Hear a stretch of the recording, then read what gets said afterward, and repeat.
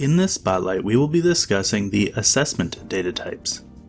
The assessment data types represent resources, such as questionnaires, that clinicians might use to help define specific observations about a patient. An assessment can either be performed or recommended. Assessment performed describes a record of an assessment that was actually performed. Assessment recommended describes a record of an assessment that the clinician recommended to the patient.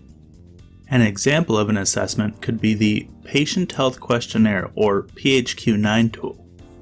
The assessment data types contain information about what tool was used to make the assessment, when the record was created, the reason for the assessment, the method and result of the assessment, or possibly an indication as to why the assessment was not performed or recommended. This has been a QDM Spotlight on the assessment data types. For more information, please read the QDM specification available on the ECQI Resource Center.